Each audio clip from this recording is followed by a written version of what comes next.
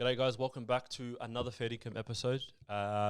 We ran it back with the legend herself, Asiya, who owns the fashion label ASIYAM based here in Melbourne. You guys would have seen her previous episode that we done with her 2 years ago. You might have not seen her because she had her face blurred. But this time, she doesn't have her face blurred. So we touched on a couple of things regarding a recent Australian Fashion Week, her headlining the event. She doesn't think she did, but yeah, she headlined the event. We also touched upon the concept of having an ego, the idea of creativity when designing, as well as AI, a bit of self-development. But this is honestly an episode not to be missed. Kind of long, but I'm sure you guys will enjoy it. Peace. I was like, no, I really want to put a hijab on. And then I was still young, a little bit in my mind in how I thought what a hijab is and it's not. And I was like, but I'm the only Muslim person that's ever had a show. Why would you not want to use my scarves? And she's like, all right, fine, we'll do couple, we'll do 6. And I was like, okay, fine, I'll be fine with that because it's my first show ever. Yeah. And then on the night before we showed her how to do it and everything, on the runway, she didn't do one bit of what we agreed on. It was a surprise to me. I was like, fair dinkum. All right, we're going to do take 2 because I've got my little cousin in the studio today just showing her a little bit about the behind the scenes of fair income. So if you see a bit of disruption or loud noises in the background, they're just going to allow it type of thing. But guys, welcome back to another fair income episode. We've got another familiar guest. We had you, Asiya, about 2 years ago on the podcast. Yeah, I remember during COVID times, there was in between lockdowns and stuff. And this time, Asiya is no longer anonymous, so you will see Asiya. We've had a million questions about, why she got her face blurred? Why she got her face blurred? You know? Something was wrong with it now. But how you been? You been well? Alhamdulillah, been really You're good. coming off like a pretty... hectic week. Yeah, hectic week. Coming back from Sydney. How's it been adjusting? I don't know if you can tell, my voice is definitely, I'm tired still. Yelling at people to get in line. No, I think there was a lot of talking, not even yelling, but there was way more talking, and there's been a lot of meetings and just non-stop and exhaustion.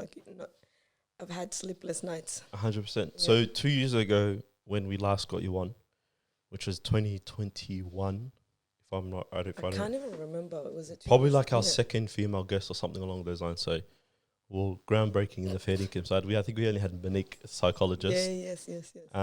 But at that time, I think you would have done a couple of Melbourne fashion weeks, and in the last 2 years, you've now gone to Sydney and done 2 back-to-back Australian fashion weeks. Yeah, what's that been like?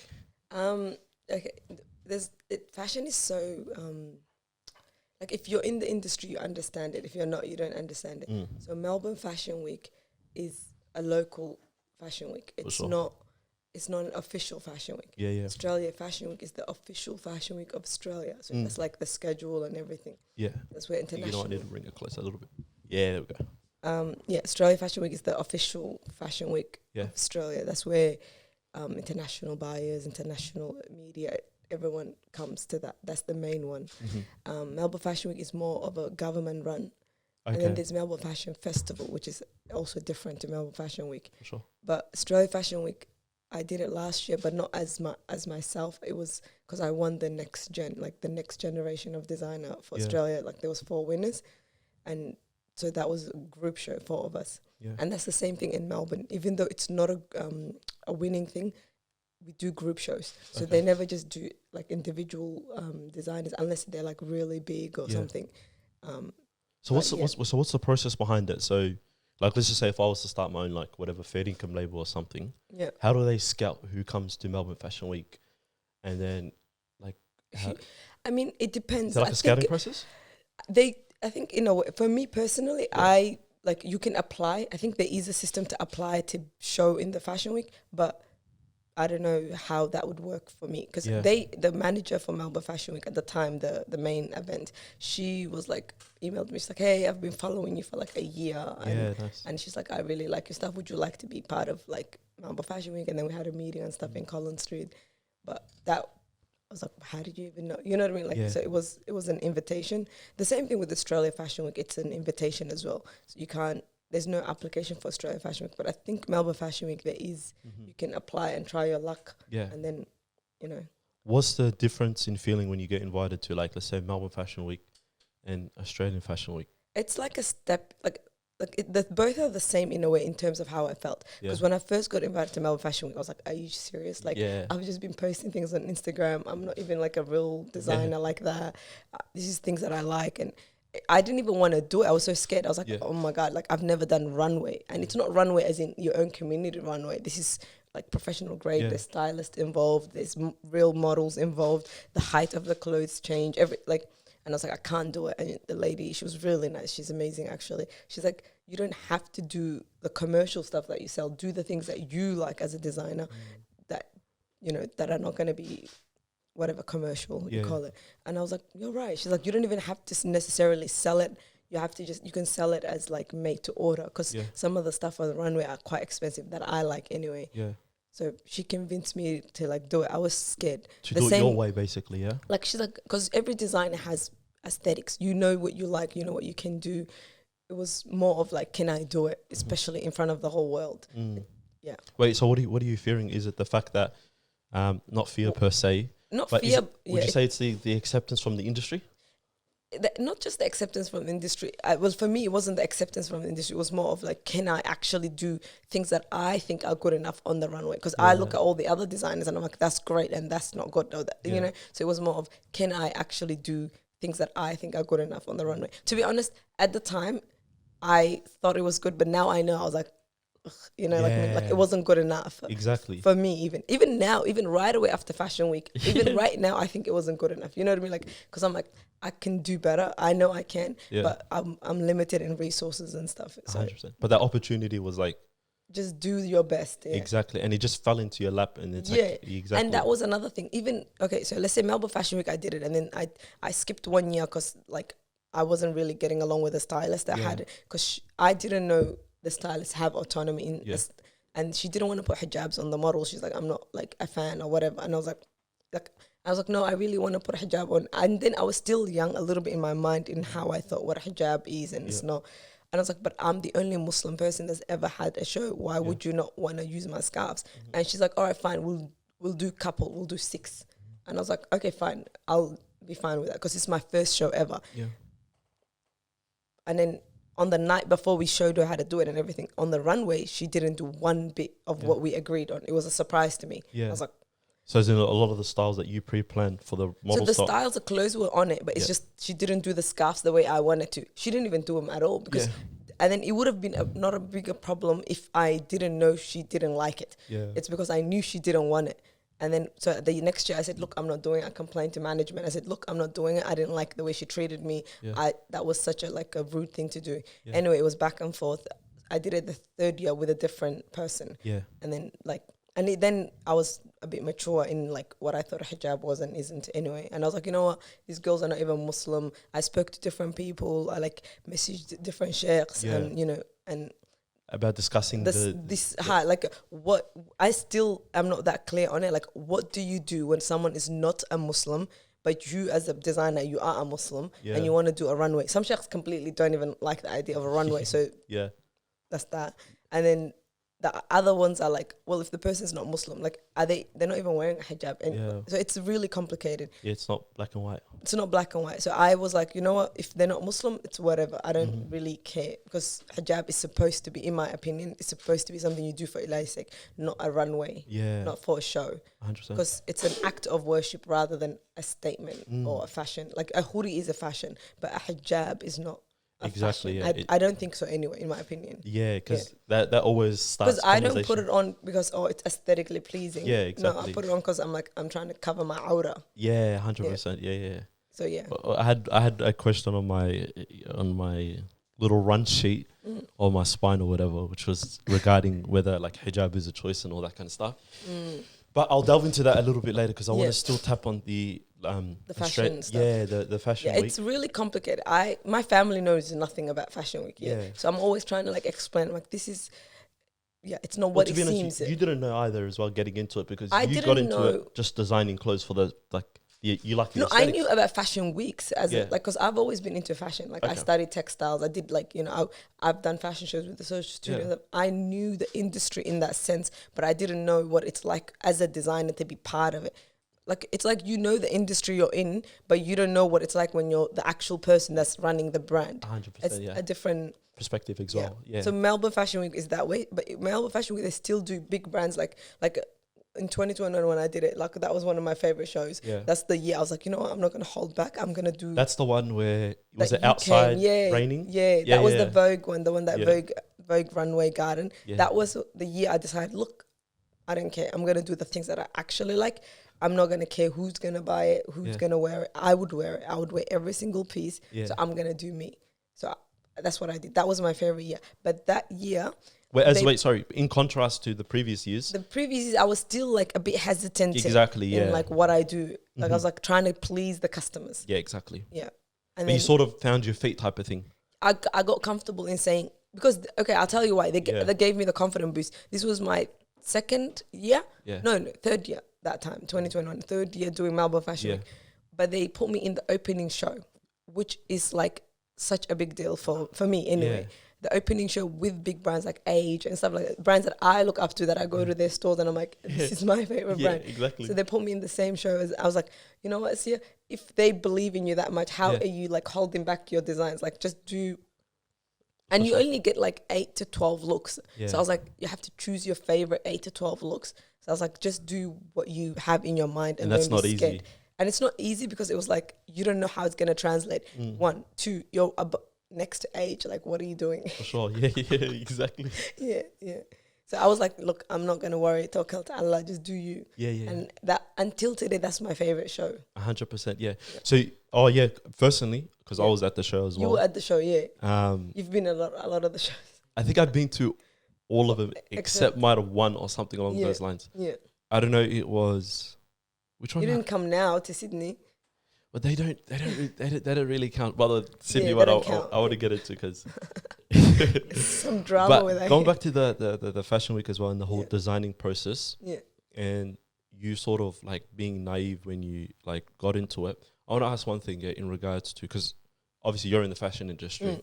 Everyone else out there has some sort of hobby or some sort of talent that they don't know about. You know, what would you say to yourself back then that you didn't know now in that moment? When when you first started out, what would you have done differently from the get-go in regards to getting into this industry? I would have been more bold from the get-go. Exactly, yeah. I wouldn't have, because, what was the reason that I was holding myself back? You know, I would have been more, I still think like that about myself right now.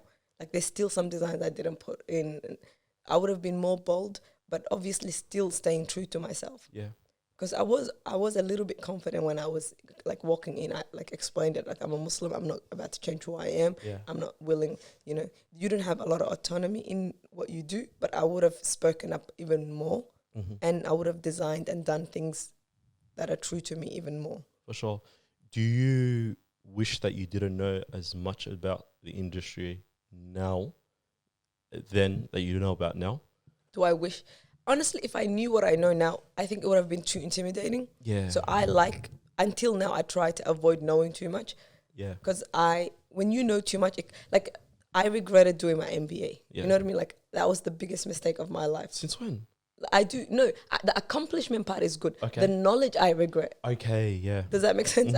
Because it made it too realistic.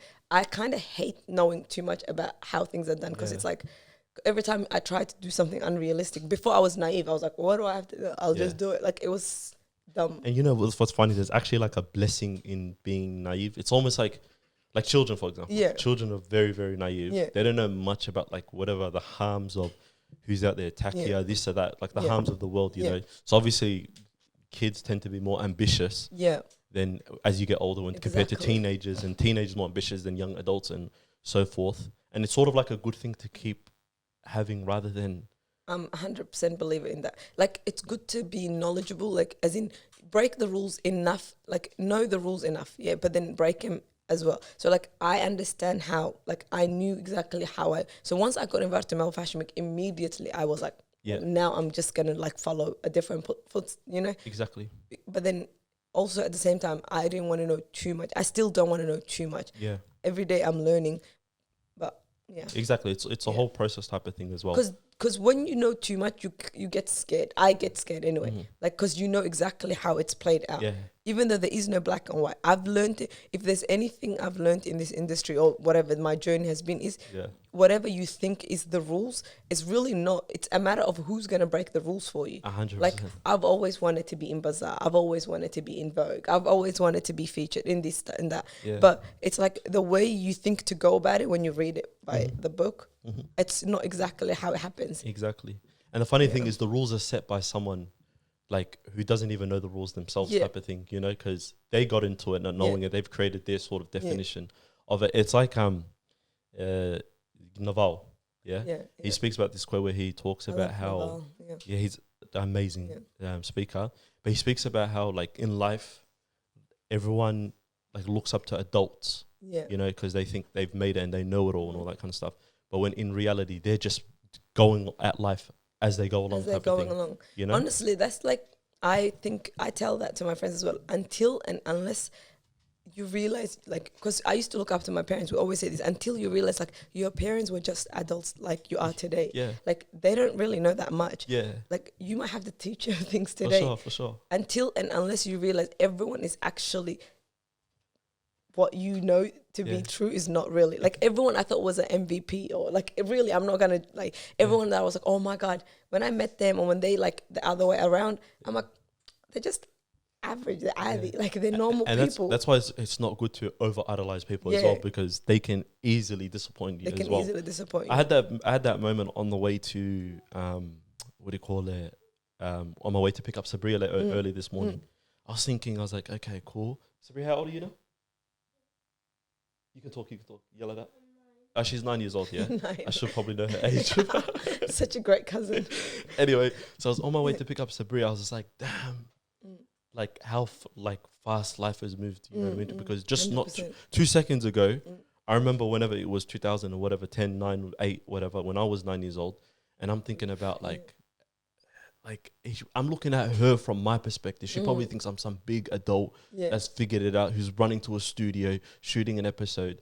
When in reality, like I'm still figured out as I go along. You have no idea. You know what I mean? Yeah, so literally, you have no idea. It's the cycles of life type of thing, as I say. True. Like, my kids ask me all day, every day, random questions, and I'm like, even JJ and them, they make fun of me, my friends. They're like, Asi, why do you actually take the time to search? I'm like, because I don't know what they're on about, so I'm going to Google with them, and we're learning together. Exactly. Because I'm like, that's a good question, Zayn. 100%. Let me just Google that. And that's a good thing about children as well. Yeah. They just touch on the way their mind goes. Yeah. Is just hella interesting. Let's Google it. Go ahead. No, go for it. I was going to say, I don't Google things anymore. I chat GPT. Well, we did want to talk about AI for a little bit. No, but it's actually changed my mind. Yeah, but continue. Yeah. I was going to say, so going back to the, Australian Fashion Week. What was different from last year's Australian Fashion Week compared to this year? Yeah, this year. Because last year you were invited as a next gen. I was a winner in, like, there was a process as well. That one you have to apply. So, like, if you think you're good enough, like, you have to apply and then you can win. They have panel, different people that are not actually from Australia Fashion Week that judge you. Because Australia Fashion Week is actually IMG. It's owned by IMG. So Australia Fashion Week is, it's now sponsored by Australia Afterpay Australia Fashion, something like that. Yeah. It used to be Mercedes-Benz Fashion Week. Yeah. So the actual company is IMG, which is the same like owners at the New York Fashion Week. So the actual IMG award is the one that you win, but it's a group and you take part in like you have 12 looks each design and all of you will do it together. Yeah. I had more autonomy there than I did in Melbourne Fashion Week, for example. Like, for example, I don't listen to music, but with Melbourne Fashion, because you have no say in anything. You give your clothes away 2 weeks in advance. Kalas, you come as a guest, you sit down. Yeah. But with this, you're part of it. You're like, there's no such thing because it's more of a business. IMG is more of a business rather than Melbourne. You're running the show, essentially. It's up to you for a lot of the things. It's up to you to get a stylist. It's up to you to get shoes. It's up to you to do a lot of the things that you do. So with that, but there's also like the responsibility is greater, but there's also like, you know, like the joy is also greater because I don't like listening to music. So whenever I've ever done runways with any other ones, whenever I record the videos, I hardly post to them because I'm like, I don't like because there's got music in the background, music that and I then don't you're have. further, And then when I try to do the music I want, Instagram doesn't allow me, and TikTok, because if you're a business, you can't use certain artists. I don't know why that is. Yeah. But you can't. What, on TikTok? On TikTok and Instagram. Okay. So let's say if you are on your own personal account, you can use them, Mm-hmm. but I can't use them. Okay, as For a example, business. I only listen to that ASIYAM guy. That you Yeah. know, I don't listen to him, to be honest. I just like, if I'm going to have to use the music, I'd rather use 100%. halal music. Yeah. Quote. Poetry, whatever you want to call it.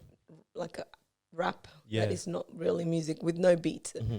But I can't do it. So I don't even post it. Even though I have so much content, every runway I've ever done, it's not up because I'm like, Exactly, you can't do it. I can't do it. But with them now this year, last year actually I used the same music with ASIYAM, but because we didn't know there was like legal rights, I couldn't actually have the end version of it. It was just allowed on live, but not the recorded. Yeah. But this year I got to have it like recorded. So whatever the videos that come out, it's the same music that I chose. Yeah, So exactly.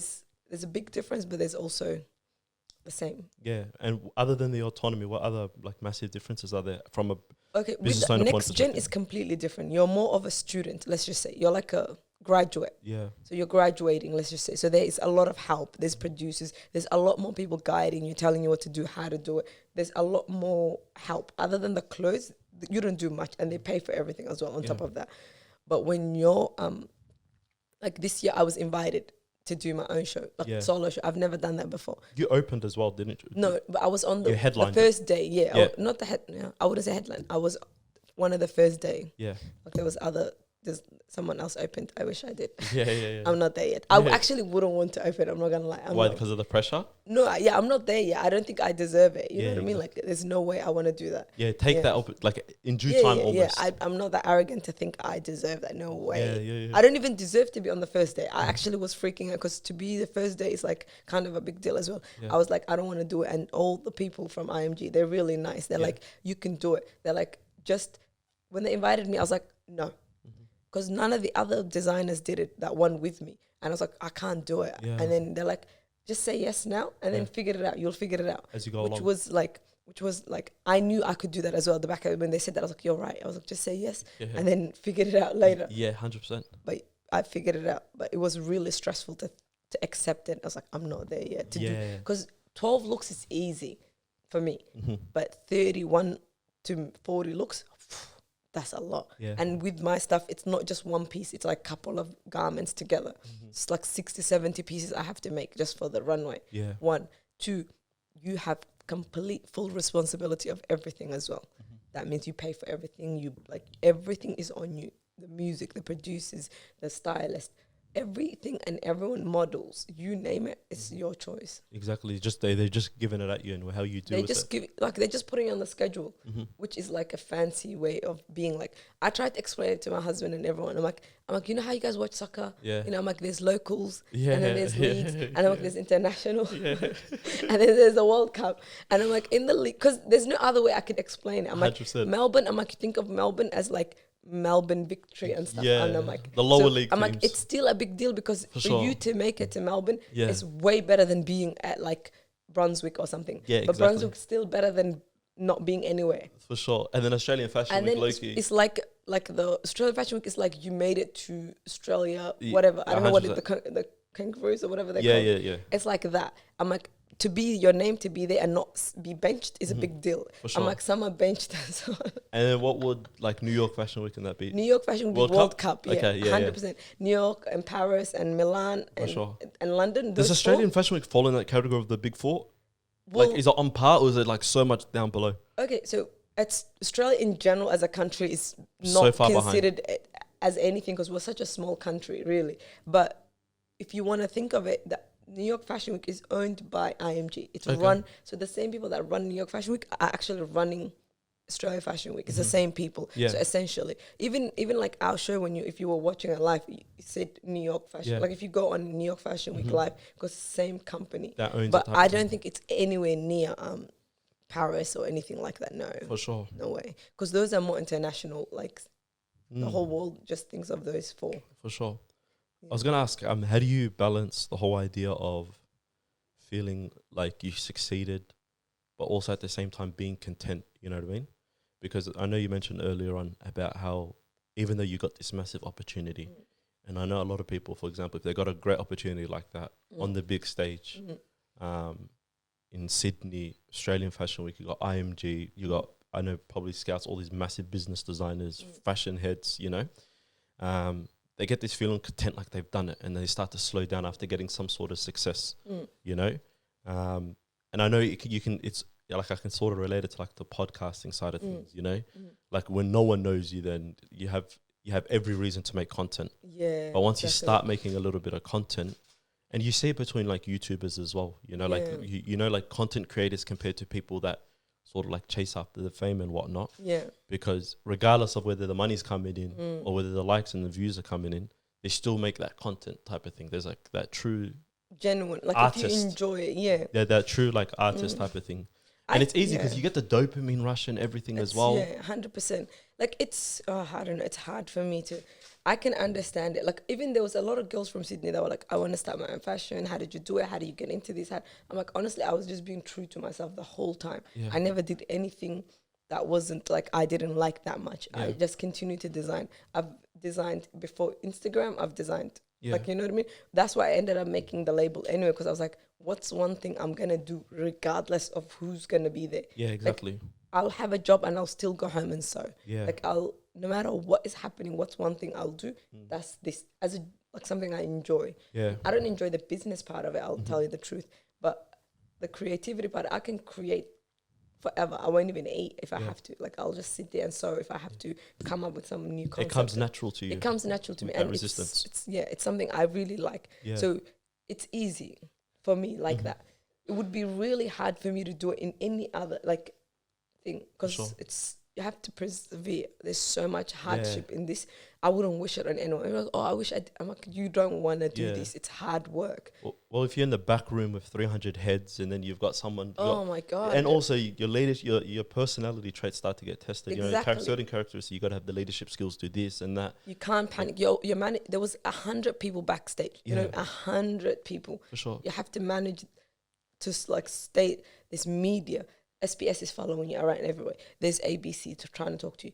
You have the makeup artists that you have to talk to, the stylist team. You have the hairdressers. There's volunteers that are dressing every single, like there's so much chaos. You're like, and that's just the one day. What about before? Yeah. So many things go wrong every single day. Yeah. Someone's calling you, this is not happening. What are you going to do, Asiya? That's not happening. You got something to sew. The dress became a quarter of what it's supposed to be because you can't sew it the other. For sure. Oh my God, so much chaos goes into it. But if you don't like it that much, I don't know how you can stay true to yourself. I can't do it. I can't do it in anything else. Tell me to be a soccer player and go through this, I'm not doing it. Like, tell me to do it for any other reason, I'm not doing it. I can't do it. You know, it was someone, I think it was Malcolm Gladwell said this in regards to like, everyone is taken. Yeah. Just be you. In regards to like, exactly, you know, because when you try to be like, for example, you try to be Messi, or then you try to be LeBron James or Gigi Hadid or something along those lines, they're taken as that person. And then when you're you per se as well, it makes everything you do 10 times easier. Yeah. You know, and it's like the best advice I was sort of given is like when people say, oh, how do I know what I want to do? Because you know when you're in that like that young adult phase and all that, you're trying to figure out, okay, what should I be? And then there's all this pressure coming from family, this, that, like your mates are starting to get married, all that kind of stuff. It's like you go back to the things that you like doing without being forced to do it or being told to do it. You know what I mean? Exactly. And then that sort of stuff comes easy. It's that natural side of things. But I want to flip it back onto, because I'm a person who needs constant like rush. You know, in regards to, and for me to feel like I'm doing something well, I needed some small little wins. Yeah. How is it sort of in the fashion world where you've got like long periods, staggered periods, where you can sort of claim, okay, cool, that 1 year was like sort of successful. You know, the whole battle between like instant gratification and like delayed gratification. You know, because per se, like for example, if we do an episode and I kind of like it, I'm excited to see it drop next week. Right away. Yeah. You know what I mean? But then it's like you got to be patient in the background. No one knows what you're working on. And when people ask months, Yeah. Like that show was 10, 15 minutes and we worked on it for like months. You know what I mean? Like, I get really philosophical towards the end. I'm like, is this even worth it? Like, like, you know what I mean? That much effort. it's really not worth it in a way. But at the same time, it's just the way things are done in that industry. You know, if you wanna achieve certain goals, if you want to achieve certain goal and you want to get to a certain, let's say, I don't know, like, not that I know I'm gonna get there. You know, for me, the wins are me knowing I'm doing my best today and tomorrow and the day after. Because if I just leave for Fashion Week, I can't do it. There's no way. But I have a longer term goal, because your goal can't be short term, as in like, I'm gonna make it to IMG, or I'm gonna make it to, like, I'm gonna walk the runway for like, that's a small goal, because once you achieve it, and then what? And then what? Because that's one of my worst fears, is having something that I can just get right away. Because once you get it, and your goals change. If you asked me 5 years ago, like, oh, what was your goal? I've almost everything I've written down, I've accomplished. I'm so annoyed at myself that I thought so small.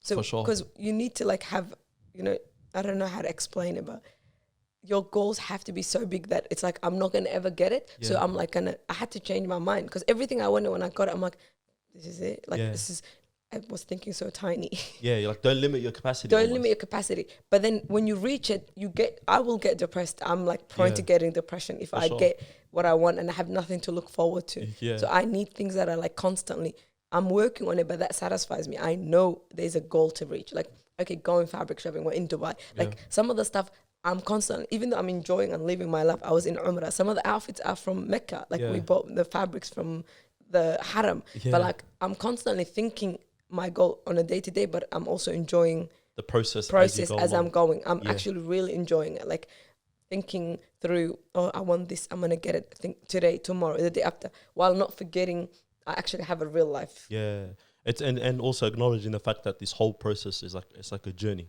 It's a journey. It's a short-term journey. I have separated myself in terms of like my real goal is my akhirah.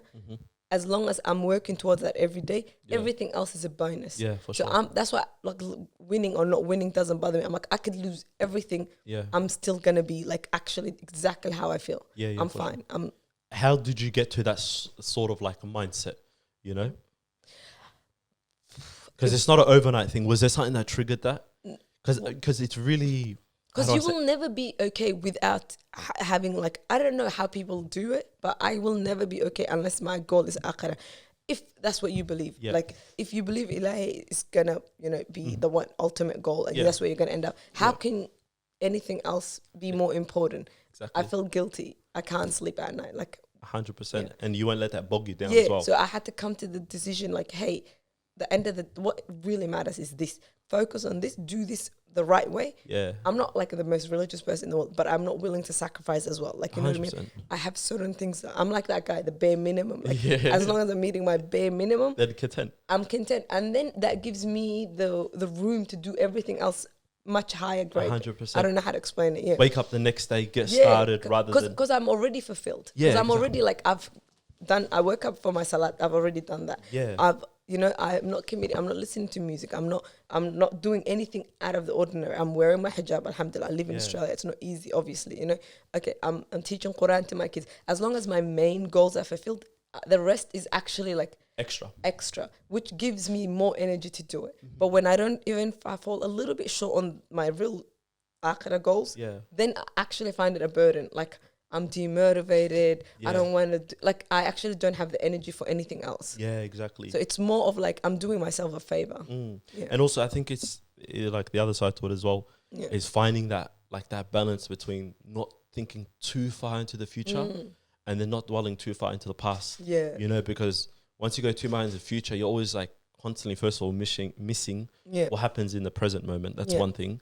And second of all, like, there is no enjoyment of like day-to-day things, you know? And then when you've dwelled too far into the past, then you're not like making progress. That's basically what depression is. It's like when you can't get out of the past, or when you're thinking, I do live in the moment. I'm not going to lie. I do live in the moment, because I know I'm going to do my best today. But that doesn't mean it's going to guarantee me a success. There's literally no one's telling me I'm going to, no one. But at the same time, who's telling you're going to make it to tomorrow as well? I constantly think of death as well. Like, who's guaranteeing me? When you think of that, everything becomes so small. Like, oh, well, I could actually just die right now, any minute. Why am I so arrogant thinking this is such a big deal? It's not a big deal. Like, fashion shows are not a big deal. Like, everything else is not a big deal. Having a nice car it's not that bad. Yeah, but it's not a big deal either. You know, like who cares? Exactly. That sort of reminds me of Viktor Frankl, Yeah. the guy that sort of the philosopher psychologist that was a Holocaust survivor, whatever. He mentions and he talks about like the mental state of those that were like survivors of the Holocaust, or even just being in the Holocaust as well.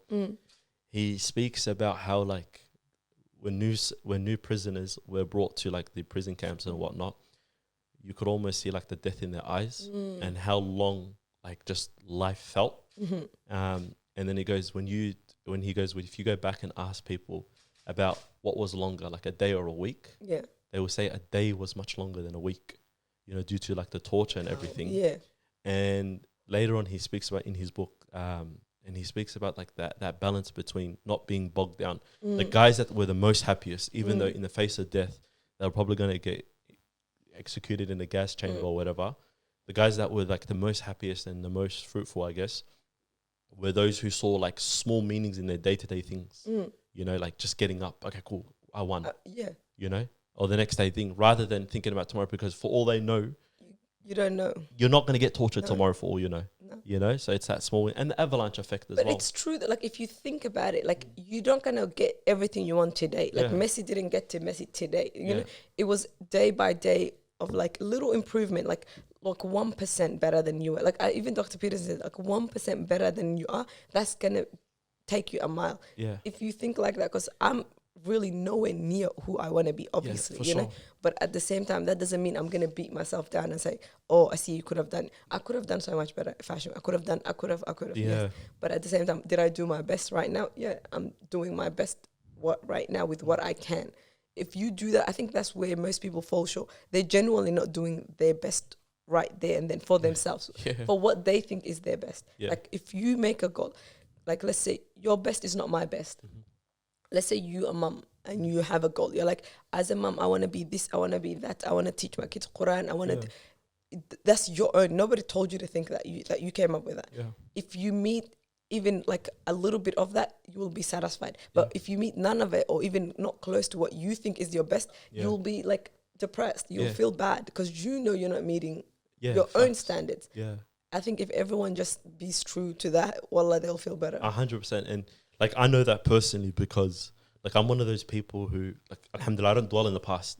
Like it is what it is type of person. Something happened and bang, like bang on, we'll just move along. But then I realized over time that I fall too far into the future and I start thinking about things that are not even going to happen type of thing.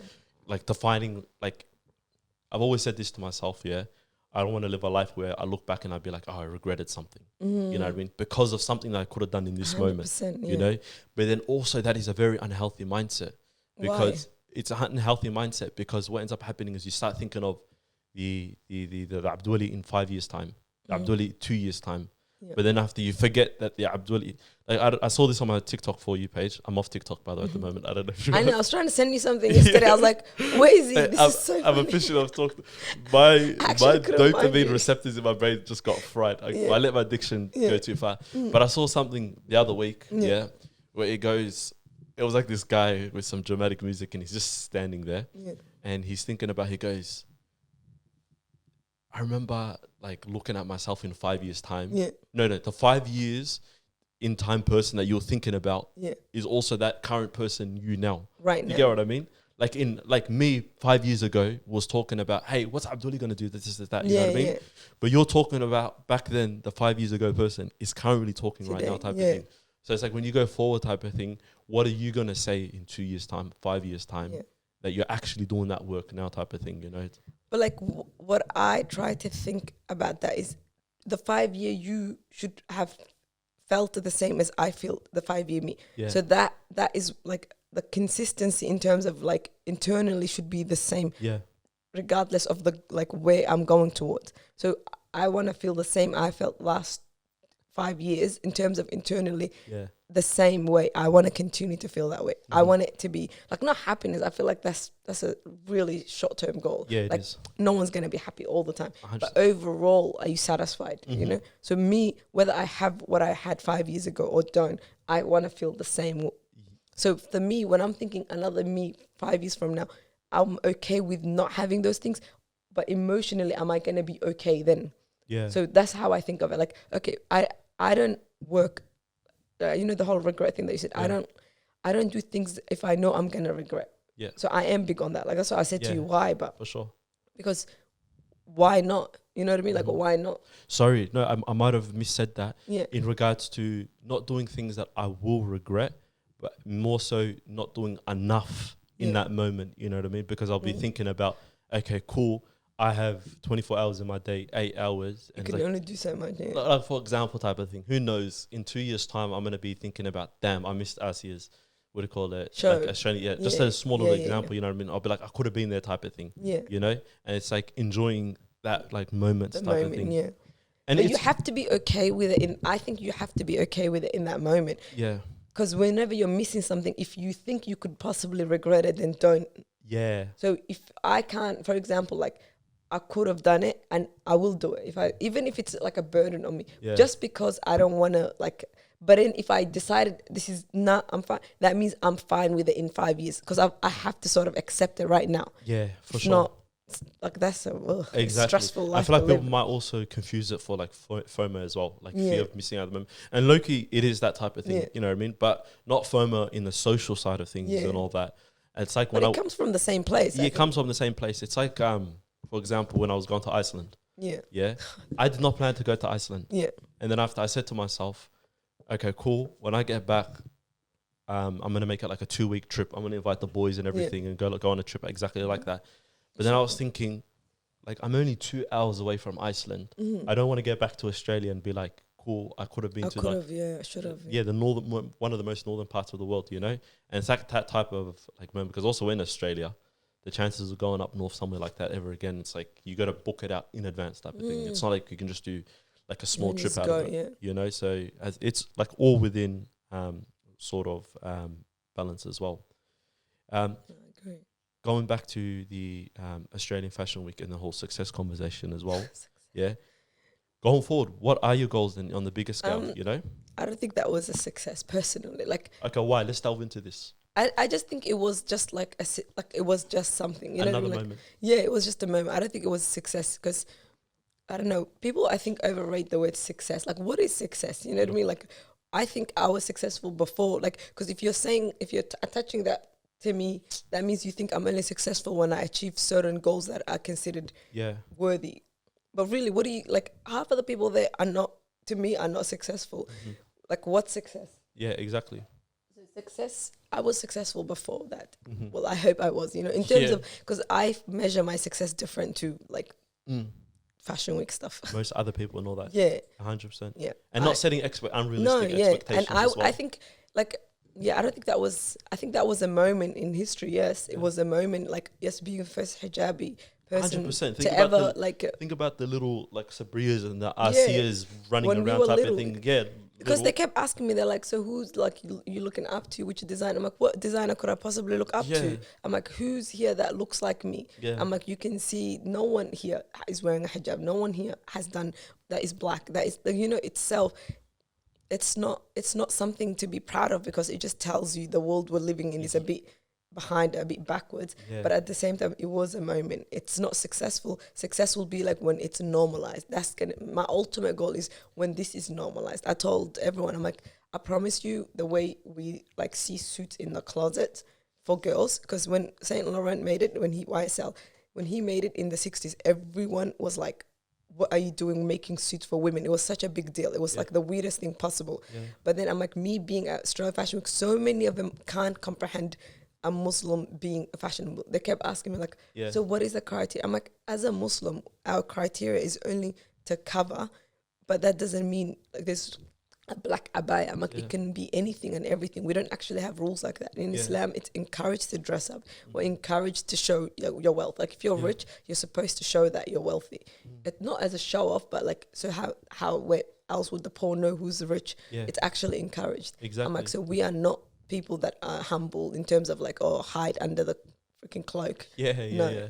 And sometimes I look at, I know fashion. Did you say fashion subjective, by the way? Fashion is, someone actually, I think SBS, what does fashion mean to you? I'm like, I don't even know what that means to me. Yeah. Because growing up, like you're Somali, I'm Somali. Yeah. We don't actually have a word for that in our language. Yeah, fashion. Yeah. Like look for it. There's no, we don't have it in our vocabulary. I had to It'll like probably just be fashion or something. I don't know. no, but it's not an actual word. You know Fashion what I mean? cut. Yeah, fashion cut. Yeah. But there's no word. I looked for it. I can't find it. Where is it? Mm-hmm. So I had to adapt to that later on in life. So fashion to me is more of the identity, your style, your swag. You know, like your aesthetic. So fashion to me is like, it's weird. It's a weird word. Exactly, and also I realized like with other things as well, they sort of work in trends. Yeah. You know, so like what's fashionable now might not be fashionable in 5 years type of thing. You know what I mean? Exactly. Like right now we're in that like sort of like that cargo phase and all that. I feel like modesty. Pretty cool. Okay, would you say this by the way? Would you say modest fashion similar to that of? It's a trend. Like our grandparents' era. Mm-hmm. It's starting to be. That's what I was going with before we like.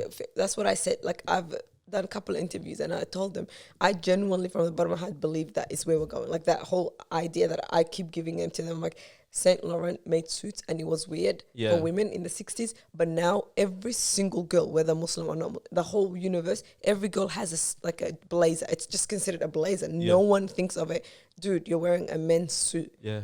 But back in the 60s it was like it was bizarre. Exactly. It's like uncomfortable. It was weird. But I'm like, in my opinion, modest or which we can get into that, whatever that means. But I think the longer silhouettes, the looser silhouettes, more covering, I think that's going to be aesthetic. I think every girl will have something of that in her closet. Yeah. That's what my goal, that's my ultimate goal. I'm like, the future is going to be people would want to wear it. The same way homeless became cool because of Kanye, like the homeless trend, you know? I'm like, modest will, I'm serious. No, they actually did with the sock shoes. I wear like everything homeless because Crocs in normal, like, Crocs who would wear Crocs before? You know what I mean? Like who would wear like homeless colors? Like no one, there's no such thing as homeless colors, but you know what I mean? That I know vibe. what you mean, But I think in the future we can all like, we can do that because as a Muslim girl, if you're proud and you're confident and you're not shying away to be who you really are, I think we can influence the world. 100%. I think there's nothing wrong with that. I'm really okay with being, okay, you're okay to show off in whatever you're showing off. I'm also okay to show off in my outfit. That's why I ended up just going a bit further because, you know, I was contemplating on stopping this whole thing because I can't justify, like I can't find an Islamic way of doing this. And then I was like, but if you do shy away, we're leaving that space empty. The longer we stay away from it, the more like younger girls and us, we're not going to be up the front. Like how come they are confident enough to show off, to tell us this is who I am and we're not, when we are actually like, we believe we're the truth.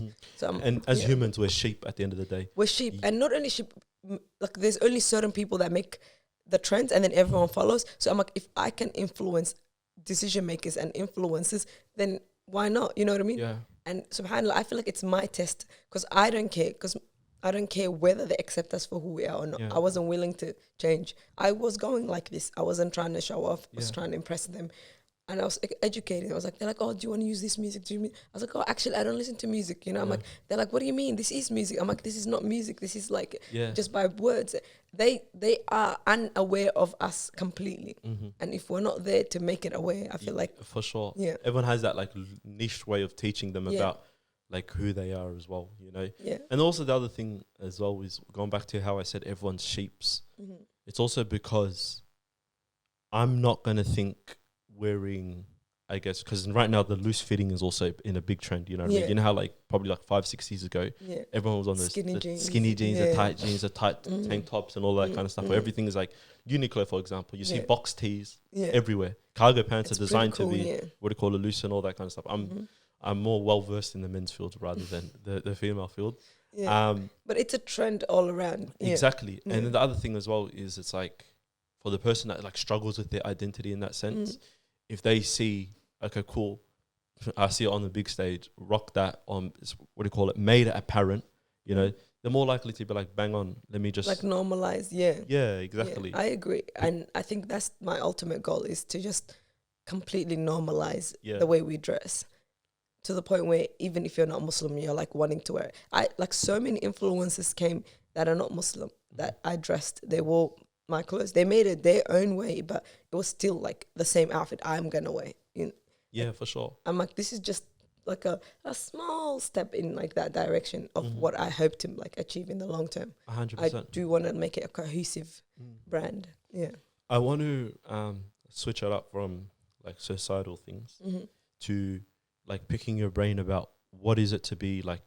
Do you label yourself as a fashion designer? I didn't used to. I still find it like a very uncomfortable word. But what else are you gonna say? You're gonna have to say I'm a designer.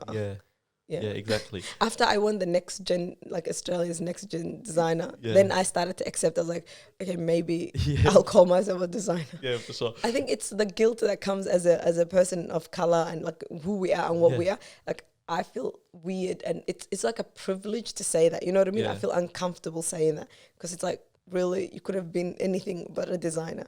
So it's that guilt that I'm not accepting it. It's supposed to be a lawyer or something. I know what you mean. Traditional. 100%. Like, what is a designer type of thing as well? Yeah. You like, know? no, but even though we know what it is, it's a privileged thing to do. And I'm very aware of that. And that's half of the reason why I push. I'm like, I see these opportunities are being laid flat open because you have this, whatever gift, talent that Allah's given you, and they're coming to you. And it's a bit selfish for you not to do something about it because there's so many people behind you that you could help and save. Exactly. So it's like you have the courage to do something. I gave you the courage. I have the, like, the courage. Just do it. Yeah. But in terms of guilt, I feel guilty that I'm like, other people like me in Somalia, I could have not left Somalia. You know what I mean? Like, for sure. Like what? I would have never said I'm a designer because that's a privilege. Like what? You're going to design clothes and you're going to send it down the runway? If you go to Somalia and you tell them you're a designer, they won't even... Like what is that? Exactly. Type of things, because they think you leave there, bang on, you become what do you call it, a lawyer, especially a doctor. Like I wanna because I'm conflicted because I sort of want to be a luxury designer, you know what I mean, like, or premium. So that's even more of a guilt that it took me ages to like accept because I like luxury. I like finer fabrics. I like the fabric I'm telling you that we bought from Mecca. It's like silk, pure silk from Italy. Okay, wait. You bought it from Mecca? Yeah. We bought it in the, the clock tower? Yeah. You know, the haram? Yeah. They have fabric stores there as well. And I was describing it to the guy. I'm like, I'm looking for this silk that has two-tone. I want it one color this way, one color. I want pure silk, And he's like, just wait, stand still. And he goes to the back and gets us a roll out. I'm like, it's exactly what I was describing. But then it was so expensive. Like pure silk from... Pure silk, Italy. It's being sold in the haram at the clock tower, Right. Obviously, people that stay in the clock tower are a bit more on the... Yeah, 100%, you know what I mean? And I was like, I walked away like 3 times. That is like, I'm like, I need it. This is what I want. But I'm like, how can I justify it later? It's like going to cost me like 150. 100%, Like just before I even just a meter. I'm like, but I got it anyway because I was like, I know it was one of those things that if I walk away, I'm gonna think about this and it will haunt me for days. Exactly. I immediately regretted not getting more colors. Like 100%. I only got 3 colors, but I was like, should have got more. You seized the opportunity. But at least I feel so good knowing I took that. You know what I mean? Like I was like, alhamdulillah. Exactly. I bought it, but I'm into, like, I have linens. Like one of the dresses, it's 6 meters of pleated linen, like pure linen. And then the other half is like organic cotton. I'm into it, but I know for people that come from where I come from, it's not, you can't justify it. Yeah. But I'm like, but there's something about me that wants this why. You know what I mean? Exactly. I like it. So what is that why? I don't know what the why is. I think it's human nature to want finer things. Yeah. It's just by nature. 100%. It's in me. So I'm like, that's why I ended up just doing on the runway. I'm like, it took me ages. I'm like, I can have both. For sure. I still haven't accepted it fully, but I can have both. So how do you battle the backlash that you see? Because I feel like... Yeah, a lot of people don't understand it. I understand that they're like, oh, it's these, or why, like a hijab stores us, like charging us. They don't complain about other brands, by the way. They just complain about hijab. So it's like, what is this hijab from Jannah? Like, I feel like it's... It's just a piece of cloth. Yeah. Like, I get it. If you like a cheaper stuff, like or lower quality fabrics, it's not going to be charged expensive. Like you will find hijabs for $15, $10 or whatever. People will still complain about that. But that's because it's like came out quality, or like polo is not even that expensive. Like, for example, I'll buy my kids polo all the time. But it doesn't mean it's expensive. To me, it's not that expensive. I think I'm paying for what I'm getting. For sure. Like, we can pass it down from Zayn to Noah, which we have, and then from Noah to Jibril, like my sister will take it. Like, so it's the same shirt, but then by the time I went to Kmart and I bought 5 of these, trust me, I paid way more than that one polo. For sure. Like, but it's a more of a, from the economy we come from, I understand. Yeah, I get it. You're not. Well, I'm not gonna lie. Yeah. You changed my opinion. Yeah. On that whole thing, because when you gave me that whole same like the polo analogy or whatever, I used to buy, you know, like the white t-shirts you get from like Kmart. I'm exposing myself right now. I came from from the ghetto. I'm a different guy now. No, I was joking. From the ghetto. Humble beginnings. But I used to go from whatever the Kmart socks is. Yeah. Like right now, for example, I'm wearing these Nike socks. Yeah. They will last me. They will last me a long period of time. Yeah. You know what I mean? But all I've ever known was, okay, cool, smash out Kmart, recycle. Just throw it. You know what I mean? Throw it. Like just throw it. It's a waste if you think about it. Exactly, you know, but that's like sort of... Most people that don't understand, I was discouraged at the beginning because I like Kmart stuff, some things, especially if I'm willing to like, you know, if it's not that important to me. But if it's something that I want to keep wearing or I won't do it. Like I like coats, and it's hard for me to find like a nice coat that matches my. So this is Australian wool. I'm willing to pay $40 a meter, just so I can have like what this is 3 meters. 3 meters times 40. Like before it's even sewn, it's. Just buying it is going to be in the hundreds. Exactly. Just the fabric alone. Yeah. So, but because I want it and I know I'm going to wear this for a long time to come, I'm going to pay for it. Exactly. And clearly also people that are in that like sort of market. Yeah. You know how you told me before, like it's everyone sort of like in a desire to want finer things. Yeah. But they just don't know finer things. Yeah. They don't know the difference. Yeah. Yeah. They don't know the difference and they just associate it with some sort of monetary value. Yeah. And that's why you get the whole thing about like I even see some people talk about how like, oh, they make it so hard to be, what do you call it, cover up and all of that kind of stuff. But I feel like those people are people that are already on the edge. You know, there's always two sides to the world. Like there's even in Islam and in general, like I always think there's two, two sides to the world. Yeah. I feel like those people are trolls, A, B, they just don't know the difference. One, if they did know, or when they're older, sometimes they're also immature. I think they're also immature a lot of the times. My dad, living in Somalia when he wants to live in Somalia, has a $500 US kufi. You know, the little, his friends, like, they just buy that in Somalia. Yeah. So it's not about the money. It's about what you perceive valuable. If you think covering up is nice or not nice, that's your choice. Yeah. What's Islam got to do with the price? You know what I mean? Exactly. That's very true. If you can't afford it, it's fine. Walk away. Why are you looking at that? There's so many brands that I can't look at. Yeah. I would love a Chanel bag. Yeah. But every time I look at $10,000, I'm like... You know what I mean? Like, I can't just, I could buy it if I wanted to. Yeah, yes. But can I justify it? No. If you can't justify that fabric and quality, don't look at it. You know what I mean? Like, just look at another brand that you can afford. Yeah, easy. Get your money up, essentially. Yeah. You know what I mean? If you don't have that, if you're not, like, if you come from, like, a normal account, like, even me, obviously there's some things that I can't afford. 100%. But, like, I'm not saying I'm, like, this rich. Yeah, exactly. No, I'm not. I'm, like, a normal, regular, from northern suburb, Melbourne girl. You know, I don't care. Some things I'm willing to pay for it because I want that quality. Yeah, 100%. Yeah, everyone comes from a different background. Just like sort of understanding that like it's not in your market.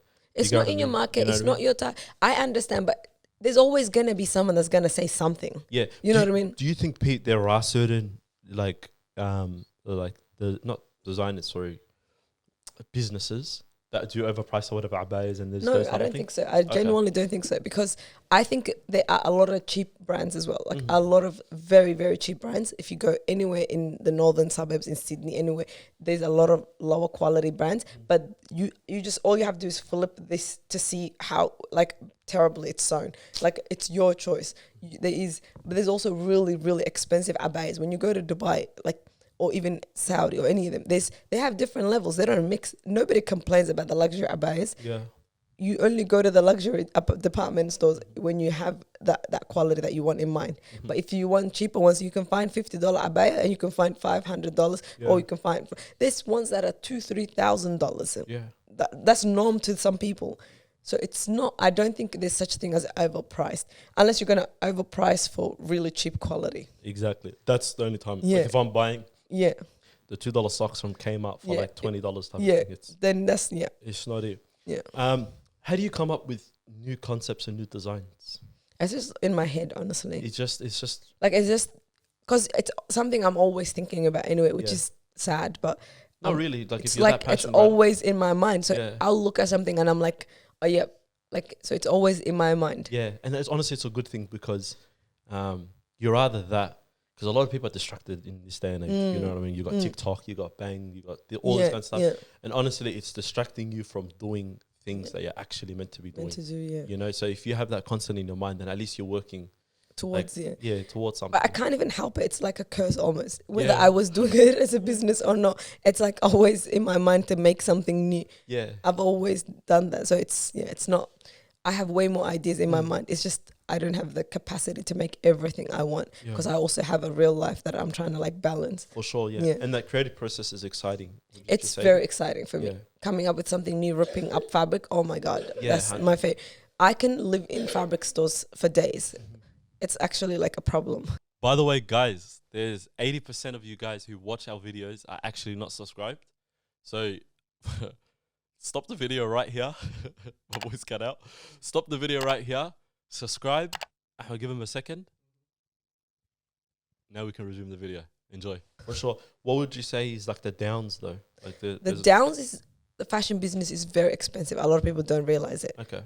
So if you want, like if it's from just me, I can do it. But if you're trying to do a concept where you're trying to present it to everyone, it's like gonna cost a lot of money. Exactly, yeah. So it's, that's a down. And half of it is just like sort of starting. I know because like with the emergence of like AI and all that kind of stuff. Yeah. Like in the creating process here, like with our podcast and stuff, the thing is just a lot of things just take a lot of time. They do, you know, like podcasting is honestly not that easy to run and not that hard to do. You know what I mean? But it's just hop on a couch, you and your boys just have a chat about things, like sort of be up to date with certain topics. But then like the editing process. I was gonna say, shout out like, to Ahmed, okay, talking is easy, but what about the video production later? You know what's funny though? With the emergence of like AI and stuff. Yeah. It's actually made like the process like easier for us. Like how edited they. Like for example, like Ahmed, how long would you spend on a video? Yeah, basically like 2 hours. So if exactly. Just for one video. Just for one video, and often most of the times it's removing things we told him to remove, or like switching from the camera angles, from my angle to your angle, from your whatever. Oh my God, I mean? yeah, no one ever thinks about that. Yeah, now that AI came out, it's made the process 90% it, and the other 10% Ahmed just making sure that everything comes out smooth. Oh really? So you can just tell, like, what programs do you use? Oh, we're not going to reveal. We're not going to reveal that. Oh, are you gatekeeping? You're gatekeeping. Yeah, we're definitely gatekeeping. You know what I mean? It's done in 5 minutes. No, but there is some programs like a while ago. I think it was like a year and a half ago. When do you know that? Well, there's a design thing that came out through I forgot the name now, but where you could just literally like prompt it and then ChatGPT? Not ChatGPT is more just writing, but this was like you will tell it to do any artwork and it will do it. I forgot the name. Yeah. I know what you mean. Like the video, like how they had like Harry Potter, but it dressed in Balenciaga, and then they show all these different. Yeah, like I started playing with it. It took so much of my time. It's in my phone. It's through that app that they talk. I don't know. I forgot the name of it. But it's not in the NFT and all that kind of stuff. No, they talk about NFT and stuff there as well. Yeah. I'll search it up for us. We've got to. Do you know that thing that yeah. But anyway, you just prompt it. Like you write whatever you want. Because sometimes as a like artist, I also like. I think I genuinely am an artist more than like designing rather than design. So you can. There's some things that are in your mind that will take so much effort to like show. Yeah. But you just prompt this and it gives you everything. Well, even this is something, because I've been doing like my research. I'm not well versed in like AI and stuff. This is something people like haven't sort of grasped as always. Though it makes the labor aspect of things much easier. Yeah. It hasn't reached the creative side. You know what I mean? The creative side is still on you. You know, like even for example, like the thought. That's why I think, you know, when you said, how do you come up with new designs? It's in your mind. It's in your mind. So the thought is always there if you're an artist. So even with this prompting thing, you might be able to create. I created the most, like, I will show you the photos.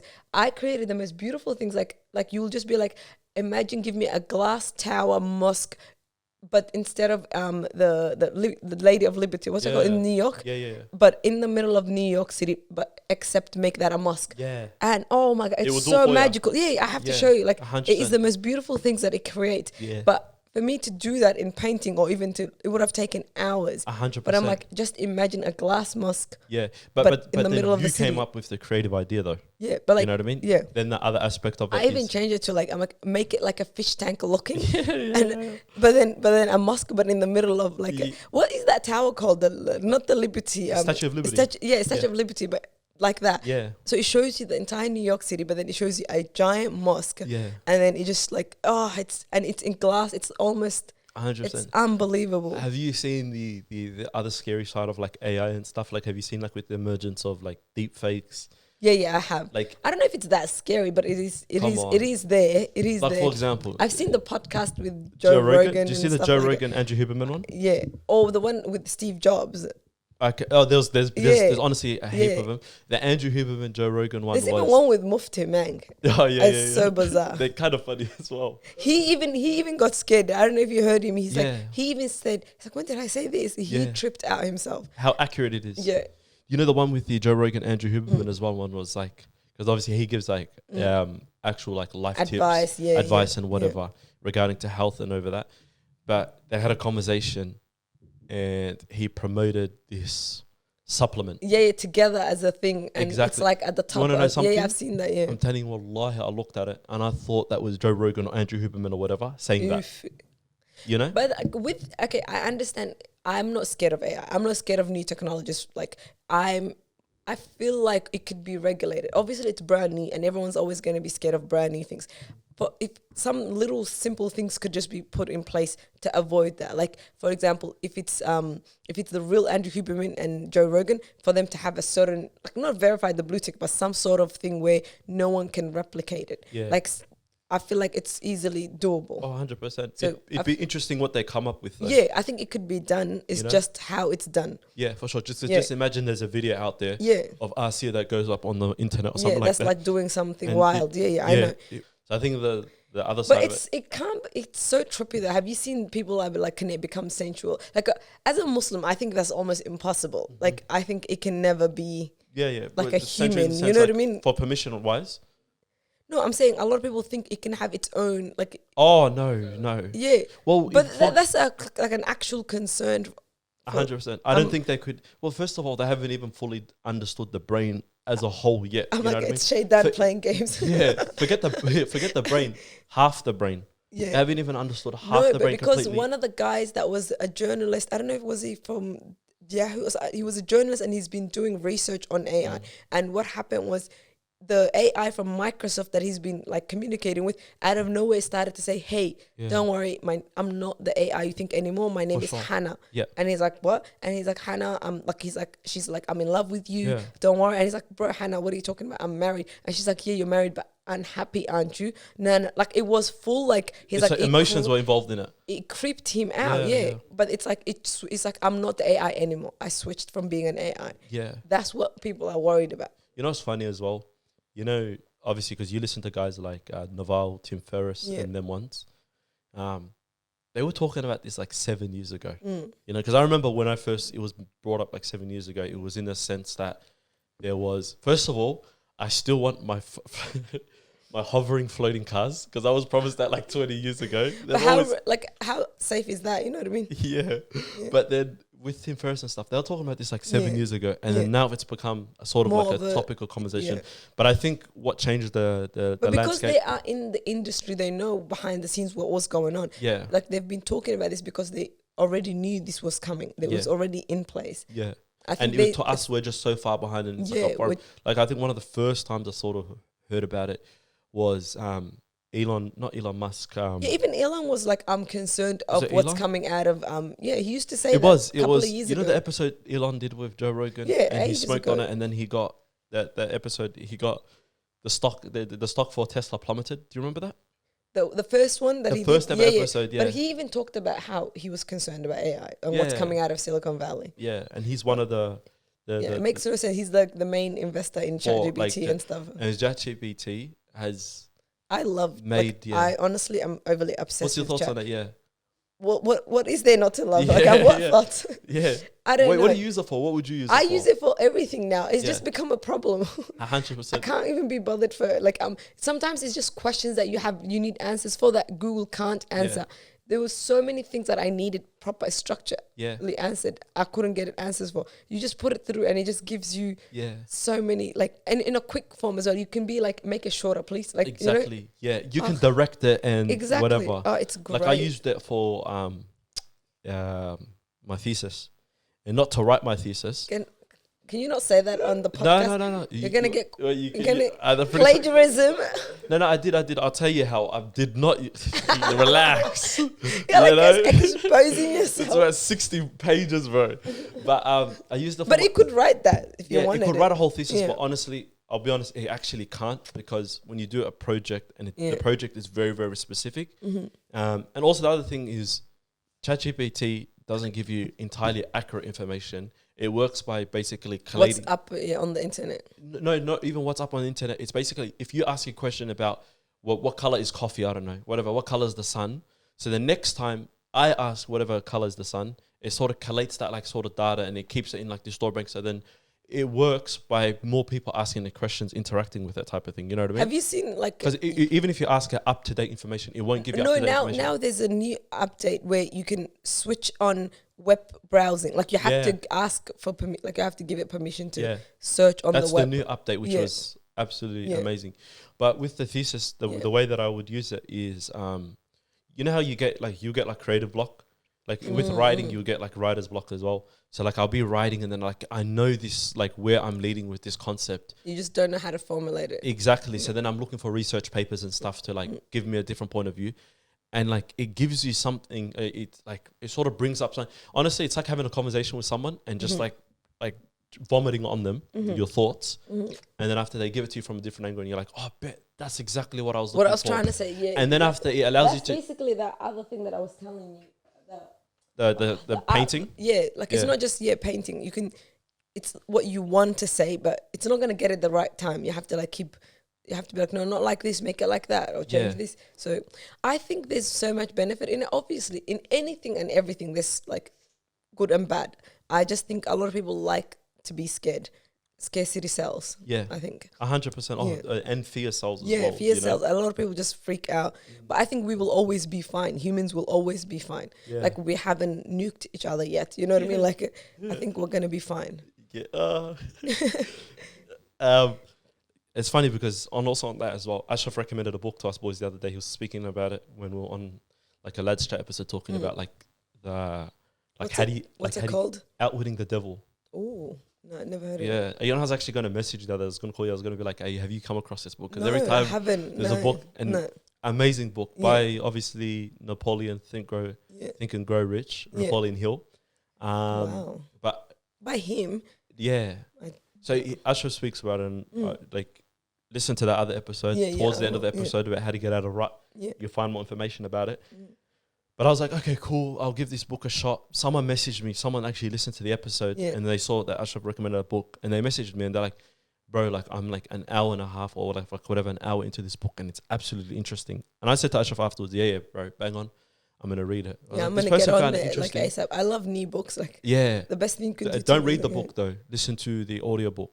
Yeah. But why I brought it up is as I was listening to it, how do I explain it without repeating everything I should have said the other day? So essentially, it's basically a conversation with Napoleon Rich, Napoleon Hill, and the devil, you know? Wow. And this was written about 75 years ago, but they didn't release it for 75 years. Oof. Yeah? Anyway, so what you brought up in that book the other day, he speaks about like fear, you know? Like, you know, the whole thing you're talking about, like scarcity and all that. And like the way that the devil sort of seeks to control seeks to control humans. Is from that concept of fear, you know, and we've seen that like with the whole COVID thing, you know what I mean? How much things are happening in COVID, and now coming back up, and it's like, okay, cool, we made a mistake, but it was so easy to control people with that. Like people were willing to like hurt other people, just because they were so scared. Oh yeah, 100%. And similar things with like Donald Trump and all that, but probably like not get into it. Let's not get into politics. Honestly, bang up episode. Is there anything else you wanted to add? No. You know? Is there something I didn't come across? Well, first of all, congratulations for the Australian Fashion Week. Well, I was super proud of you. I remember I was at work that day because I did plan to come. And I was at work that day, and then I was thinking, just refreshing my phone on Instagram, thinking, how's it looking type of thing, you know? And then after when the photos came out, and mind you, why Asiya is doing this episode with us, you know, is because I saw Asiya's face on the front page of SBS, on the front page of, I don't know, Herald Sun, everywhere. There's newspapers. You know what Sabria said, by the way? She goes, I told her, Sabria, do you know what I do? And then after she goes, no, I got a podcast. And she goes, what's a podcast? Yeah, she doesn't know. And then after I said, like, I'm on YouTube. And she goes, you're on YouTube? Since when? And she goes, like, I was like, I've been on YouTube. I said, I thought I told you about this, Sabria. And she goes, nah, it was so adorable, you know? And then after she goes, okay, we're going to get Asiya on, so we're going to go watch her episode today. You're going to see it live, you know? And she goes, you know what's funny? Asiya was also on the front page of Herald Sun. Me and my mum, we went and we bought, like, basically all the newspapers and we started cutting it out type of thing. And then I was like, bro, if Asiya's face is on the front page of SBS, if she's headlining news, 7 News, this or that, she definitely can do an episode. I know. That's why I agreed to, because I was like, I'm doing this. Yeah. But the thing is, you know how I feel. Like, I feel super uncomfortable being part of the brand. And like, I still haven't talked about why I was never part of the brand. I don't know if I want to talk about it, but I'll tell you a little bit of it. But I genuinely, like, I'll tell you not the whole truth. I'll just tell you half of the truth. Yeah. But I don't like, first of all, I feel like it should be more about the work rather than me. Yep. 1. 2, I was never comfortable with, like, showing my whole face. And I just feel like I tend to have an ego, like a little bit of an ego. Yep. And I feel like Instagram and social media and stuff, like, everyone just shows their best everything. Yeah. I mean, why else would you know what I mean? Like, what else would you do? I'm not a fan of, it's more of a fantasy. And I didn't want to create that, because that can kind of play with your self-esteem. Because if I'm always posting, look at my great life, look at this, like, I'm only going to show you the highlights of my life, that's going to eat me up, because I'm going to think that's me. I'm going to believe it. And I've seen so many people go downhill. Yeah. So I'm not naive enough to think I'm not going to be like them. We're all almost the same. Yeah. So a lot of people I've seen that are into the social media personalities that show themselves, whether for work or not work, they sort of go, like, internally they're not happy. Nothing satisfies them. They're sort of empty. Yeah. And I'm like, ugh, I kind of don't want to fall into that trap. And nothing guarantees me that I'm not going to fall into that trap. Yeah. And if I do fall into that trap, it's going to be very hard for me to get myself back out. So that, it was like an ego problem. I'm like, I have a big ego. You know what I mean? Like, and another thing is, like, not that it's a bad thing, but, like, everyone has an ego as well. Everyone has an ego. And people just don't, some people don't know that, you know what I mean? We all have an ego. Everyone would love to be praised. Like, it feels good to be clapped for. It feels, like, the first time I realized that was the first time I ever went live with Sharaf, like, when we did that Somali thing. And everyone's like, we love you, like, I was like, this is overwhelming. Like, you feel like you're, what's it called? The adrenaline is, like, skyrocketing. Yeah, the dopamine. And you're not going to keep getting that.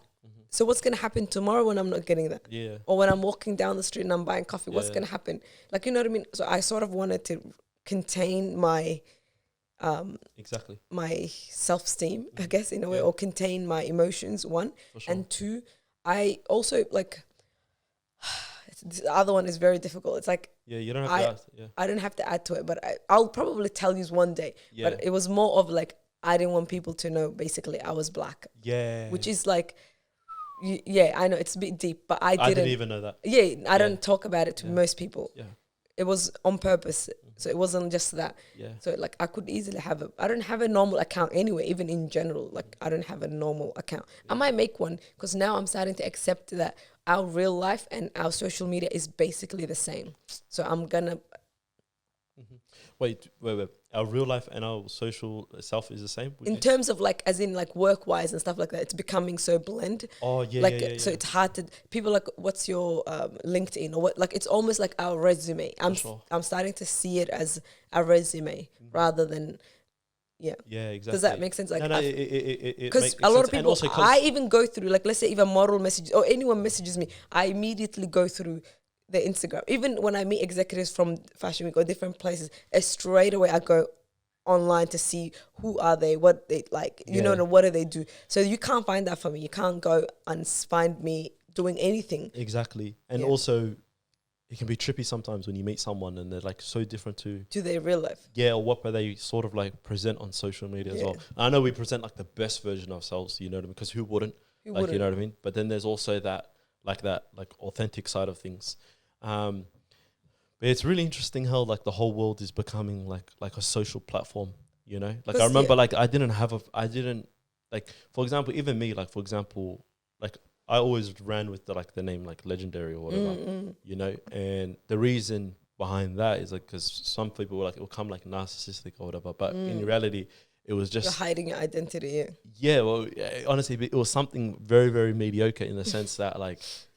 like I remember I went to Somalia once, and I had fam there in Somalia.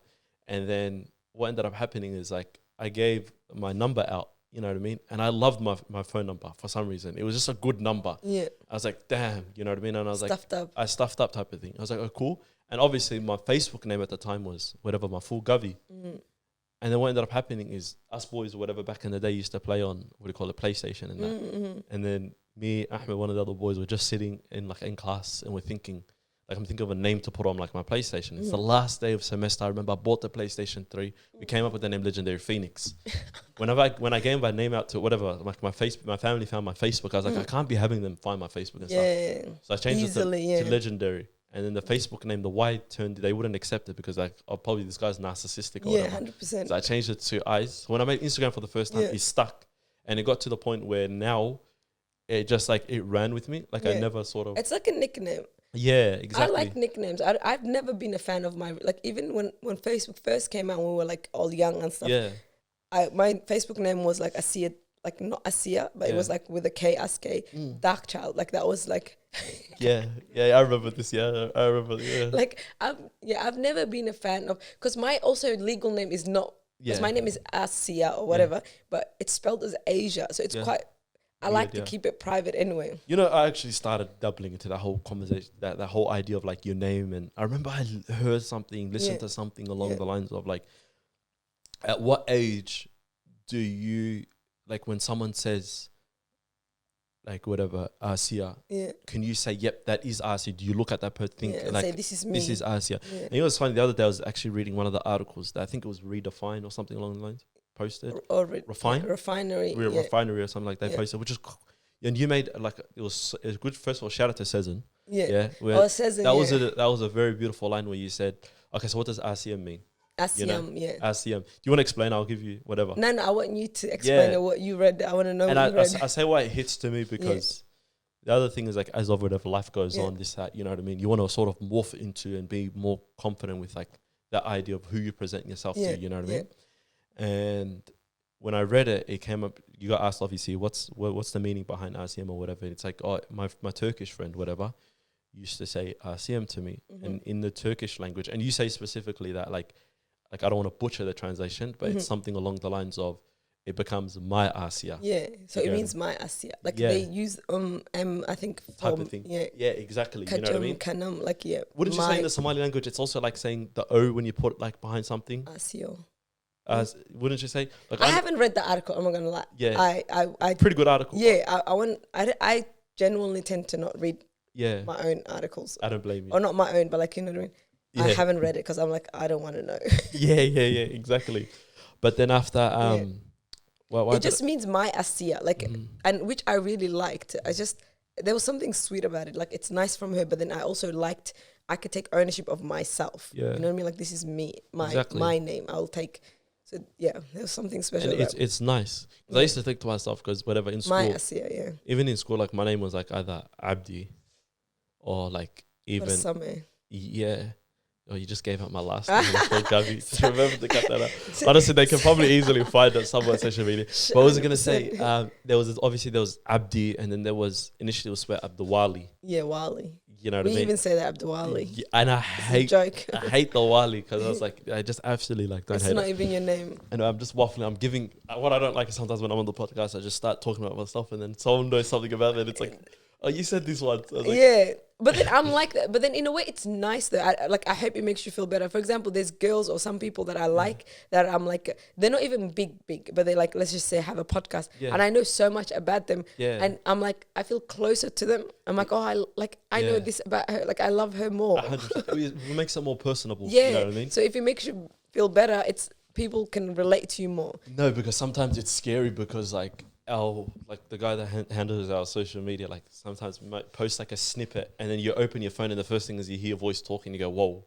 And it's like I didn't say that. Yeah, it's such a weird thing hearing. But it's probably this similar to you reading your own articles or something. Yeah, I don't read, I don't watch, I hate anything to do with me.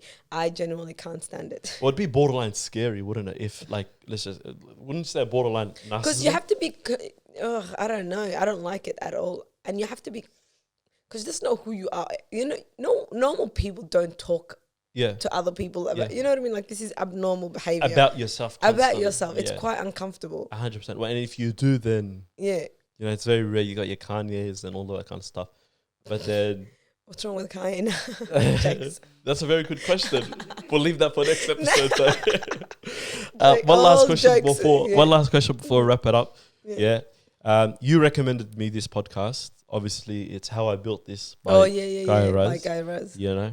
I really like that. Every time I'm feeling like this is hard, I listen to that podcast and you realize everything. Is there an episode from that podcast you'd recommend to people, by the way? I have one. Maybe the Canva one. I don't know. Yeah. I really like the Canva one because Canva was founded like by Australians from Perth. Exactly. So there's something really special about that episode. You can relate, you know. And she was a young business startup. She was young. Oh my God. Everything about that episode is just... Exactly. And it's easy to relate to because from like if you're Australian, you can just... Canva is $1 billion business. Everyone uses it basically. I use it all the time for everything. We got to cancel our subscription because we have not used that in so long. Really? It charges like $16. And then as soon as you cancel it is when you need it. Yeah, that's what ends up happening. But we've got... He doesn't use it. Oh, I don't use it. You don't use it. He keeps saying our podcast is easy. This is all the hard work. He does all the hard work. I use it for everything. One thing is, wallahi, we appreciate. I tell you this and I'll say it on the camera. Yeah. The biggest blessing that's like happened to this podcast is being Ahmed. Yeah, 100%. You know, like Allahumma barik, he's like a wizard, a man of many skills. Yeah, Allahumma barik. And like Ahmed can get his like shout out and stuff. You know what I mean? So they're going to be good. Give the flowers where they deserve it. 100%. But from that episode, obviously, you recommended to me. And I think the episode, the podcast, honestly, for you guys that are listening, would be good for people that are like in that like that startup business. You can look up and aspire to sort of see how other people have done it. Yeah, have done it. You know what I mean? How they built what they did and how they got to where they do. And obviously, a little bit of it is sugar-coated and made more exciting. Because for entertainment purposes. For entertainment purposes. Because he cuts his podcast down as well and whatever. Yeah, but Guy Raz has really good questions. Yeah. He asks us questions that you really want to know. Because a lot of times I think a lot of podcasts waste your time because they don't ask the questions that you want answers for. Yeah. You're like, I just want to know how you did this. Give me the details. Tell me that. Yeah. And he asks us specific questions. Yeah. So I like that. And it shows you when you listen to a lot of the episodes of How I Built This, you realize a lot of them have similar stories. Exactly. In the sense, even though they're completely different businesses, it's almost the same. Yeah. I recommend, like recently I've been recommending Shoe Dog to people as well because a lot of people don't understand how business and fashion and all of that work. I'm like, Shoe Dog is, if you're really into by Phil Knight, by the founder of Nike. Nike, yeah. It should be behind you. Yeah, that's an unbelievable book because you just realize how insane it is to build a business. Would you say it's I haven't read it personally. Would you say it's applicable to I haven't been on my list. Cannot even believe you. No, just log back into my app now. Yeah, I'll just go back into your account. But would you say it's applicable to like non-business side of things? I think it could be because he starts with him finishing uni and stuff. Because he starts from like how his parents are disappointed. Like it's not like it's good for every immigrant as well. Even though he's not an immigrant, it's good to see that some things in life are meant for you, whether your parents have dreamed that for you or not. Because a lot of the times, I think we feel stuck because our parents' dreams become our own dreams. Yeah. And you don't know how to differentiate it. The two of them as well. And also the other thing is like going back to what I said before about like how like adults are just fake in the sense that they don't even know what they're doing. They're just making it as they're sort of going. Yeah. You know what I mean? But it's also the same with that. But when you get bogged down in that idea, of feeling like I have to be doing something or whatever. It's never But like why sort of though? Say again? Why? Like, why do you have to be doing something? I don't know. I think it comes from like there's a saying by Nietzsche. Nietzsche, yeah. Which one? If you have a why, you can bear any how. Mm-hmm. So if you don't, why? Like, why do things if you can't bear it? So the question is though that how do you find out what your why is? I think that's like the bigger question, you know what I mean? And it's like, but before you find out the why, like there's something worth saying why to. For example, like I see why do fashion. Like, well, that's it's a gift, it's a talent. Like, you know, before, first of all, find out like, oh, you want to be a lawyer, why? Or you want to be a doctor, why? Like, first, when you get anything you want, you could be anything you want. Yeah. I genuinely believe that you could do whatever you want. Obviously, you have to be talented for it. Yeah. But then once you find it, let's say you want to do a podcast, but why? Mm-hmm. Yeah. If you can't answer your why, then it's hard. So the why is not as important as like first trial different things and then ask the why. That's what I think. Yeah, for sure. Because I was like studying counseling. I wanted to be a counselor. I still don't mind being a counselor. You are into that, the whole philosophy, psychology side of things as well. I'm definitely into, like, I feel like counseling saved my life. Yeah. Sorry, I feel like counseling definitely saves my life. I feel like I believe in therapy, like 100%. I wanted to be a counselor, but then when you're doing counseling, like, well, this school anyway in particular, we had goals, and then one of the goals was like what type of a counselor you want to be. My goal was never to be my own counselor. I was like, I'm going to open a facility for different counselors, especially I want to make a free counseling session because it should be part of the health system. This is like me younger, not realizing like you have to get funded from the government and stuff like that. You can't run a business without money. But like I still have that at the back of my head. Like I will always believe counseling should be for free. It should be part of the, like, I'm like, one day when I'm mature enough, I'll like run for government or something, and then run a political campaign, just so I can make sure that it's ticked off. Well, that's the political. That's sort of like the trajectory when you work in the industry. You know what I mean? You go when there, you're older, and then you're like, I'm retiring now. It's No, like I would like that's what I'm saying. I would only go into politics if I could pass a legislation which makes like counseling and therapy part of the health, like Medicare. Yeah, for that's sure. the only why. Like, does that mean why are you in this? Because of this. So everyone, I think, has things, is just first try different things and then get a why. Once your why is strong enough, then anyhow is possible. 100%. And also on top of that as well, it's like not like seizing the opportunity that you get, you know. Yes, don't waste it. Don't be so selfish, because a lot of people are selfish. Exactly. Like the moment, like everything just like a fleeting moment type of thing as well. You know, I got to stop saying type of thing to the back of everything just to make it sound less. It's become a thing. Yeah, it's become a type of thing. It's become less cliche. But I think we'll leave the episode there. I want to ask that one last question. Honestly, we could speak for hours, honestly. 100%, Well, now that I'm showing my face, now jokes. Yeah, definitely. You know what's funny? My friend's older brother that hasn't seen me for ages, found an episode. He doesn't even he's not even into this podcast or anything, but he found the TikTok and he sends it to her and he goes, I don't care what you say, this is Asiya. Yeah. He's like, I was so embarrassed. I was like, oh my God. Yeah, because one of the TikTok videos went low-key viral as well. So the question, obviously going back to the Guy Raz thing, is how much of the opportunities you had currently were due to luck, and how much of it was due to your hard work? I want to hear your answer on it, because we always rave on about like that. I was like, bang, I'm going to hit her with that question and see. So how much of it was, like, this is a Guy Raz question, How much of it was due to luck? Like, as in, like, everything that's happened up until now in regard to, like, ASIYAM, I think you know what I mean? I think it's 50-50. Okay. Because a lot of it wasn't me looking for it. It came to me. Yep. Like, I don't know how and why. A lot of it came to me. And then the other half of it that I think is me is then I put in the effort afterwards. After Ilahi, like, I think it's qadar Allah. A lot of people don't understand. I think Ilahi has some things written for you that you don't know why and how it comes, but it's Ilahi's plans. You can have a different plan, but Ilahi gives you certain things. But then Ilahi doesn't just give you things unless you actually put the effort in. For sure. You have to put the effort in, and then, like, let's say you make dua, Ya Allah, I want this particular thing, and then you get it just like that. But then if you don't work for it, then how are you going to get it? So I think it's 50-50. Yeah. Half of it is from Allah, and then the other half is me trying my best to do it, because it's not easy. Yeah, obviously, I don't have leisure half of the time. Like, I haven't seen my friends. They understand. I'm like, guys, I can't. They're like, I see this Netflix. I'm like, what's Netflix? Well, I sort of begged you for this episode because you were gonna take a little break. And then what break? I have so much work to do. Yeah, I have. No, I had so much work to do today that I'm like, okay, I'm not that selfish. Okay, I'm doing this one to show my face. Definitely. And while I can get it out of the way, yeah, exactly. So I'm willing to, because you also didn't, like, people don't realize you were you were the main person that got the music, which I never got to the bottom of it. But Abduali, you got the music all sorted out for me, because I don't listen to music. Even if it's halal, I'm like, I have no idea. I don't have anything. 100%. I'm like, Spotify. I'm like, I don't know how to work this. Abduali, make it work for me. That was. And then I needed it to be a certain length. I'm like, do you understand what this means, Abdul? And you're like, yeah, I'll just loop it. I'm like, whatever it is, can you meet this criteria? You know, the funny thing is we came back from the footy last week.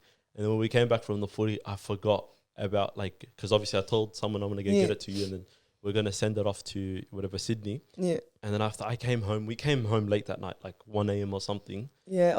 Apparently, because you were supposed to drop it off in a box for Lani and Zahra. I was about to drop it off, but then what ended up happening was I forgot about it. Yeah. And then this was the night I officially got off TikTok, by the way, like I deactivated. No way. Because I was just scrolling through TikTok, just chilling, watching the Ozarks. And then after I realized, like, something on my For You page triggered my memory that I was meant to drop something off. Oh. Yeah. And then I was like, oh, damn. Then I ran and I had to drop it off. And just that morning or whatever. And someone asked me, oh, why did you do that? You know what I mean? And then I was just like, because, I'll tell you something about you, not to give you flowers right in front of you, like right here or something like that. But there's people that, like, talk a lot without, like, action. And there's people that, like, also talk a lot. And there's like facts and there's action behind what they do. And then sort of you're like that type of person as well. So I was just like, okay, cool. This is for someone that's like a hard worker. So I was like, I could have easily, I was one of the coldest mornings. It was. I was like, bang. I'll send it off the next morning on like an express or something.